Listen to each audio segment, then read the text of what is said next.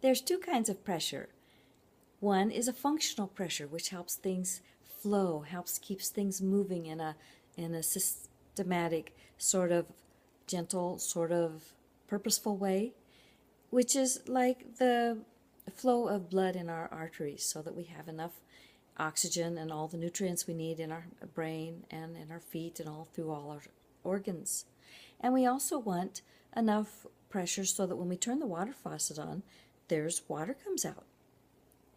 Now the other kind of pressure is non-functional. It's like excessive. It can even be harmful. And it's usually, a lot of times, generated from within, self-imposed pressure, and there is external pressure, pressure from other people to do things or to get things done, or simply responsibility, which is self-induced.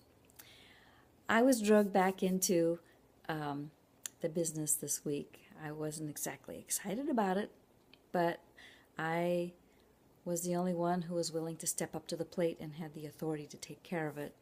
The situation with the tenant escalated to where the cops were called, and so we needed to go through the eviction process and get that whole thing going. So guess who?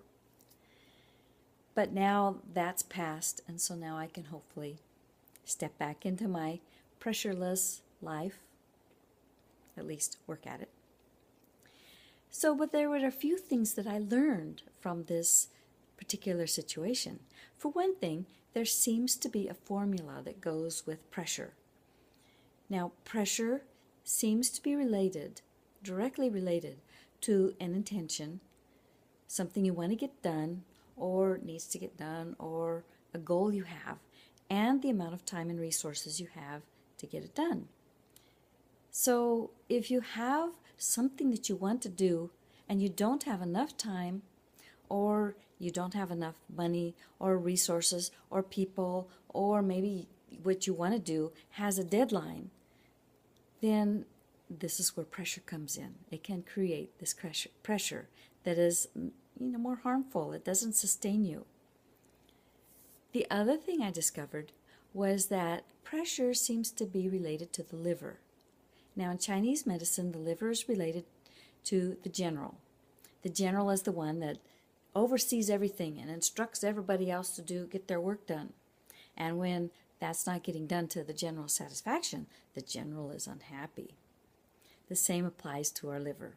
So when we are putting ourselves under a lot of pressure to get things done, but something is stopping us, we don't have enough time, we don't have enough resources there, whatever it is, and we're trying to get this stuff done, then our liver gets upset. We get irritated, we get frustrated, we get angry, we get annoyed, we get impatient, and when all those emotions, they all center into the liver, and it makes the liver mad. And when the liver gets mad, that can get kind of serious, because the liver takes care of over 200 different functions, and a lot of detoxing and synthesizing of new hormones and all sorts of things that it does. It's a very important organ in our whole system. And it can affect your digestion and give you upset stomachs and give you aches and pains and affect the immune system. And the list just goes on. So the goal is to try to minimize and reduce, especially the self-imposed pressure, so that it shows up in our body in more harmony and peace, and we have a happy liver. We have a happy general. This is an ongoing process. Easier said than done. I will see you next time.